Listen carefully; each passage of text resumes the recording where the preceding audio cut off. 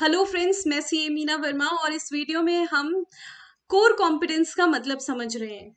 देखिए, core competence strategic cost management का strategic framework है।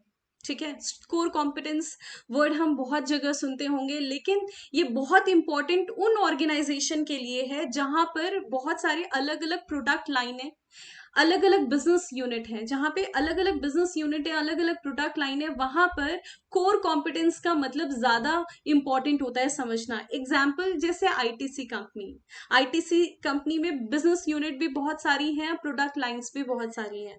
तो ऐसे एग्जाम्पल्स में कोर कॉम्पिटेंस का मतलब समझना इंपॉर्टेंट है। तो आइए समझते हैं कोर कॉम्पिटेंस का मतलब क्या होता है। कोर कॉम्पिटेंस का मतलब होता है कस्टमर को एक अलग ही वैल्यू देना, giving distinct value to customer. Customer को एक अलग ही वैल्यू देना। वो हम कैसे दे सकते हैं? अगर हमारे ऑर्गेनाइजेशन के पास कुछ यूनिक स्किल्स हैं जो किसी के पास नहीं है, या फिर हमारी ऑर्गेनाइजेशन का स्ट्रक्चर ऐसा बना है कि किसी का ऐसा स्ट्रक्चर नहीं है, हमारे पास ऐसे रिसोर्सेज हैं, स्ट्रक्चरल रिसोर्सेज हैं जो किसी के पास नहीं है, तो भी हमें क्या मिलेगा? Distinct value. तो भी हम क्या कर पाएंगे? कस्टमर को डिस्टिंक्ट वैल्यू दे सकते हैं। उसके अलावा हमारे ऑर्गेनाइजेशन के पास ऐसे टेक्निकल नो हाउ है जिसकी वजह से हम कस्टमर को डिस्टिंक्ट वैल्यू दे सकते हैं। ये सारे हमारे कोर कॉम्पिटेंस में आते हैं। कोर कॉम्पिटेंस का कॉन्सेप्ट सीके प्रहलाद और गेरी हेमल ने दिया था। उन्होंने किसी भी ऑर्गेनाइजेशन को एक बड़े से पेड़ के साथ कंपेयर किया। तो इन्होंने क्या कहा? इन्होंने पेड़ के ट्रंक को कंपनी का कोर बिजनेस कहा। इन्होंने पेड़ की ब्रांचेस को कंपनी के कोर प्रोडक्ट कहा। इन्होंने पेड़ के लीव्स को कंपनी का एंड प्रोडक्ट कहा। और इन्होंने कंपनी के रूट, जो पूरे पेड़ को नॉरिशमेंट प्रोवाइड करता है, स्टेबिलिटी प्रोवाइड करता है, सस्टेनेबिलिटी प्रोवाइड करता है, उसे कंपनी का कोर कॉम्पिटेंस कहा। तो जिस तरह से किसी भी पेड़ के जो रूट्स होते हैं वो पूरे पेड़ को नॉरिशमेंट, सस्टेनेबिलिटी, स्टेबिलिटी प्रोवाइड करते हैं, वैसे ही किसी भी ऑर्गेनाइजेशन के कोर कॉम्पिटेंस पूरी कंपनी, पूरे ऑर्गेनाइजेशन को नॉरिशमेंट, सस्टेनेबिलिटी और स्टेबिलिटी प्रोवाइड करते हैं। ये पूरे ऑर्गेनाइजेशन का एक सेंटर है जो ऑर्गेनाइजेशन के प्रोडक्शन, उसकी टेक्नोलॉजी को कोऑर्डिनेट करने में हेल्प करता है। तो अगर मैं किसी भी दो अलग अलग कंपनी को कंपेयर करना चाहती हूँ, उनकी परफॉर्मेंस को कंपेयर करना चाहती हूँ, ठीक है, तो कंपनी के एंड प्रोडक्ट को आपस में कंपेयर करना गलत होगा। हमें कहाँ कंपैरिजन करना चाहिए? रूट को कंपेयर करना चाहिए, क्योंकि रूट की वजह से पूरी ऑर्गेनाइजेशन है। तो अगर आप किसी दो कंपनी का कंपैरिजन कर रहे हो ना, तो उन कंपनी के कोर कॉम्पिटेंस को आपस में कंपेयर करो, तो आपको रियलिटी पता चलेगी कि कोई ऑर्गेनाइजेशन क्यों सुपीरियर है और कोई क्यों इंफीरियर है। तो सही कंपैरिजन तभी होगा जब किसी भी दो ऑर्गेनाइजेशन के कोर कॉम्पिटेंस को कंपेयर किया जाएगा। अब कोर कॉम्पिटेंस को समझने के लिए एक एग्जाम्पल लेते हैं। यहाँ पे हमने होंडा कंपनी का एग्जाम्पल लिया है। तो यहाँ पे हमें वो क्या बता रहा है? Core competence. होंडा कंपनी का कोर कॉम्पिटेंस क्या है? कंपनी का यूनिक प्रोडक्ट डेवलपमेंट। अपने प्रोडक्ट को किस तरह यूनिकली डेवलप करते हैं, ये होंडा कंपनी का कोर कॉम्पिटेंस है। एंड प्रोडक्ट क्या है? होंडा कंपनी के ऑटोमोबाइल्स, होंडा कंपनी के मोटरसाइकिल्स, ये सारे होंडा के एंड प्रोडक्ट हैं। और कोर प्रोडक्ट क्या है होंडा का? होंडा का इंजन कंपनी का कोर प्रोडक्ट है।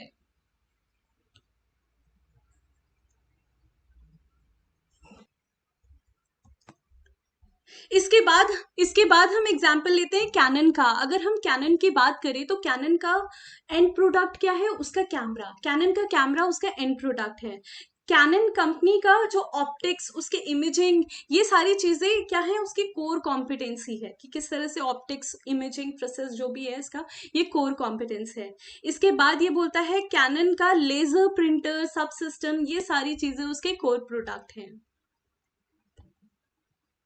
इसके बाद हम एग्जाम्पल लेते हैं कोको कोला कंपनी का। तो अगर हम कोको कोला कंपनी की बात करें तो कोको कोला जो हम पीते हैं वो क्या है? कोको कोला कंपनी का एंड प्रोडक्ट है।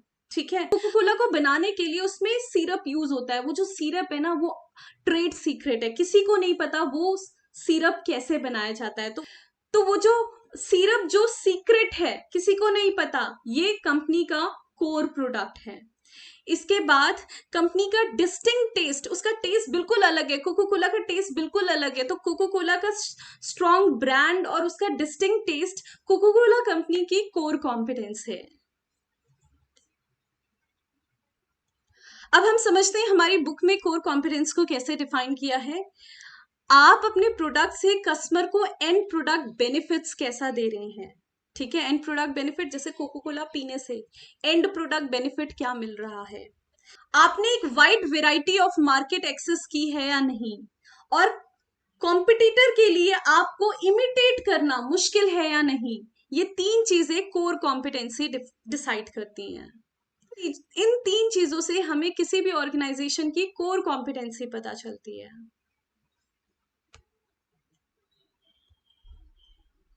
अब इसको हम एक एग्जाम्पल से समझते हैं कि क्या कोर कॉम्पिटेंस गूगल के लिए एग्जिस्ट करता है या नहीं। तो गूगल के एंड प्रोडक्ट बेनिफिट हैं। गूगल में आप क्या कर सकते हो, गूगल का सर्च इंजन है, ठीक है, जिसे आप कोई भी इंफॉर्मेशन सर्च कर सकते हो, तो एंड प्रोडक्ट बेनिफिट है। गूगल ने एक wide variety of market access कर रखी है। अब आप देखो गूगल के थ्रू आप जीमेल भी यूज करते हो, देखो आप गूगल के थ्रू जीमेल भी यूज कर सकते हो, गूगल डॉक्यूमेंट है, ठीक है, गूगल मीट है, इस तरह से बहुत सारी चीजें हैं जो आप गूगल के थ्रू यूज कर सकते हो। तो गूगल का वाइड वेराइटी ऑफ मार्केट है, ठीक है। और कॉम्पिटिटर के लिए देखो गूगल ने ना अपना एक नेटवर्क बना दिया, एक इंटरडिपेंडेंसी का नेटवर्क बना दिया है, ठीक है, जिसमें एक चीज दूसरे पे डिपेंडेंट है। इस इंटरडिपेंडेंसी, कोई भी ऑर्गेनाइजेशन जब इस तरह का नेटवर्क बना लेती है ना, इंटरडिपेंडेंसी का नेटवर्क बना लेती है, तो ऐसे ऑर्गेनाइजेशन को कॉपी करना, इमिटेट करना आसान नहीं होता है। गूगल ने इतना अच्छा एल्गोरिथम डेवलप किया है, इस एल्गोरिथम को कॉपी करना आसान नहीं है किसी के लिए भी, इसीलिए गूगल दूसरी कंपनियों से बिल्कुल अलग बन गई है। अब इसके बाद बात करते हैं तब क्या हो जब कोई ऑर्गेनाइजेशन अपना कोर कॉम्पिटेंसी खो जाए। ऐसा भी होता है, जैसे कि नोकिया। आपको पता है नोकिया कभी किसी जमाने में मार्केट लीडर था, पर जैसे ही एप्पल कंपनी ने दुनिया का पहला स्मार्टफोन इंट्रोड्यूस किया, नोकिया ने जो मार्केट लीडर था उसने अपना कोर कॉम्पिटेंस खो दिया।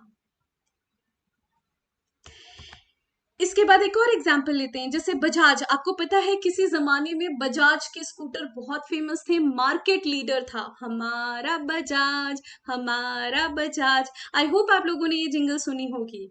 हमारे जमाने में बजाज मार्केट लीडर था, पर जैसे ही मार्केट में मोटरसाइकिल्स आने लग गई, बजाज का ये जो बजाज स्कूटर है इसने अपना कोर कॉम्पिटेंस खो दिया।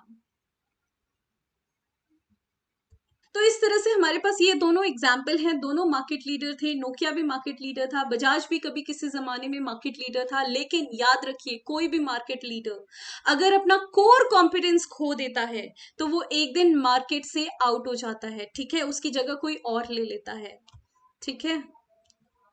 तो आई होप आप लोगों को समझ आ रहा होगा कि जिस तरह से रूट किसी पेड़ के लिए इंपॉर्टेंट होता है, ठीक है, अगर आप रूट को ही काट काट दो तो क्या होगा, पूरा पेड़ खत्म। उसी तरह अगर किसी ऑर्गेनाइजेशन का कोर कॉम्पिटेंस खत्म हो गया ना, तो पूरी ऑर्गेनाइजेशन का जो भी आप प्रोडक्ट डेवलप किया है, स्पेसिफिक प्रोडक्ट की बात कर रहे हैं, तो उस प्रोडक्ट का सारा यूज खत्म हो जाता है, ठीक है।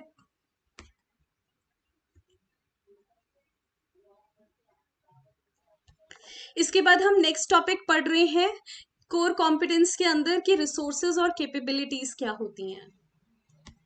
तो यहाँ पे ये बोल रहा है कि किसी भी ऑर्गेनाइजेशन के अंदर जो कोर कॉम्पिटेंस है ना, वो रिसोर्स और कैपेबिलिटी इन दो जगह से आती है, ठीक है।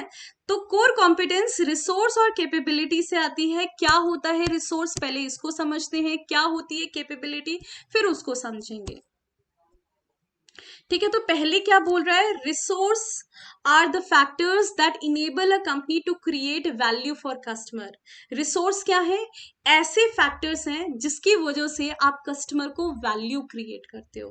अब वैल्यू क्या है मैम, ये वैल्यू क्या है, आप ये देखिएगा, अमिताभ बच्चन जी ने एक बार इसे अपने इंस्टाग्राम में शेयर किया था। क्या, जिंदगी की कीमत बढ़ानी है तो आपको तपना पड़ेगा, ठीक है। यहां से मुझे लगता है कि आप लोगों को ये समझ आ रहा होगा कि वैल्यू का मतलब क्या होता है। वैल्यू का मतलब है something for which the customer is willing to pay. आप कस्टमर को कुछ ऐसा दे रहे हो जिसकी वजह से कस्टमर आपको पैसे देने के लिए तैयार है, खुशी खुशी दे रहा है, तो वो वैल्यू आपको कस्टमर को देनी होती है। ठीक है, वही हमने वैल्यू चेन एनालिसिस में भी पढ़ा, कस्टमर को हम क्या दे रहे हैं, वैल्यू दे रहे हैं। वो वैल्यू क्या है, वैल्यू क्या है, वो वैल्यू यही है, something for which the customer is willing to pay, something for which the customer is happily willing to पे।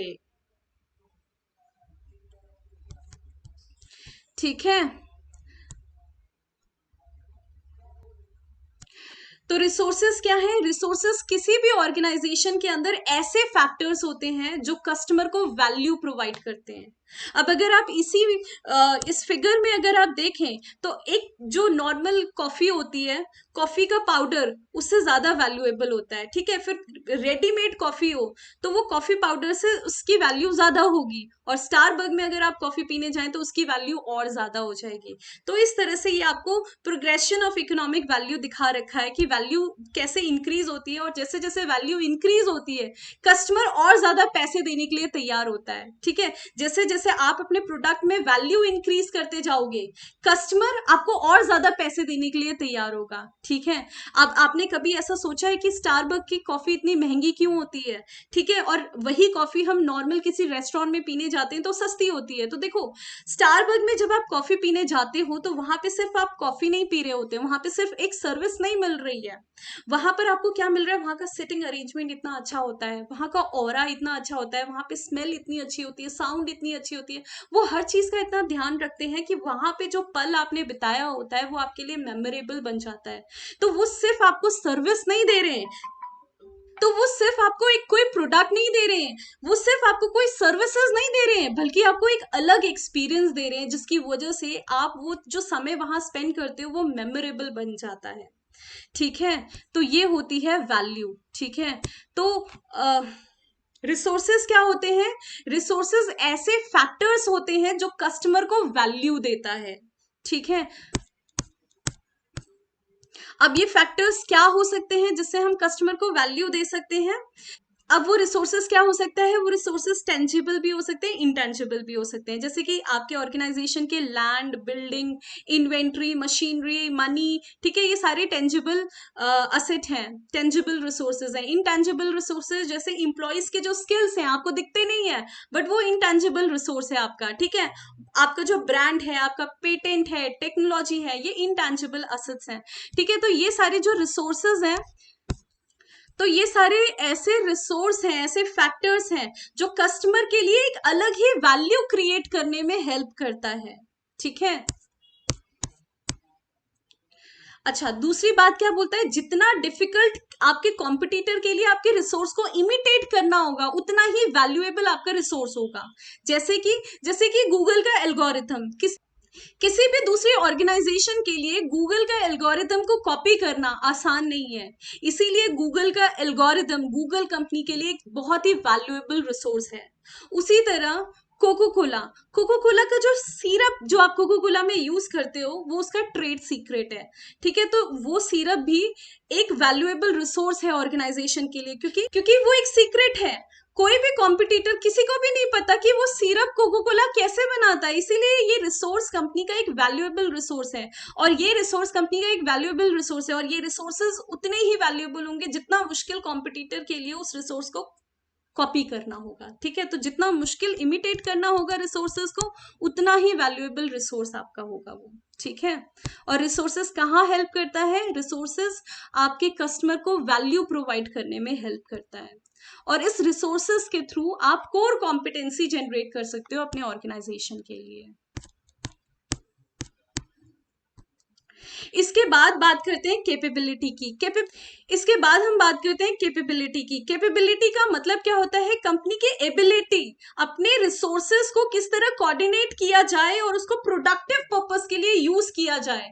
ये जो एबिलिटी है ऑर्गेनाइजेशन की, इसको कैपेबिलिटी कहा जाता है। मैं फिर से बता दूं आपको, कंपनी के जितने रिसोर्सेज हैं उन रिसोर्सेज को किस तरह कोऑर्डिनेट करके कंपनी के प्रोडक्ट को बनाने के लिए यूज किया जाए, प्रोडक्टिव पर्पस के लिए इन सारे रिसोर्सेज को कोऑर्डिनेट करके यूज किया जाए, उस एबिलिटी को, कंपनी के पास ये एबिलिटी अगर होती है तो इसको हम बोलते हैं कैपेबिलिटी। अगेन ये कैपेबिलिटी कंपनी का कोर कॉम्पिटेंस बनाने में हेल्प करता है।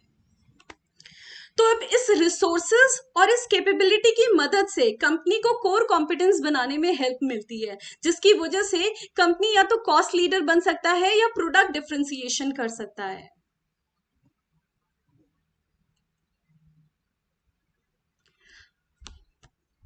आई होप आप लोगों को ये टॉपिक समझ आया होगा। Thank you so much. 갑자기 내게 나타나준 너, 난 아무 말도 할 수가 없었지. 첫눈에 반한다는 이야기가 널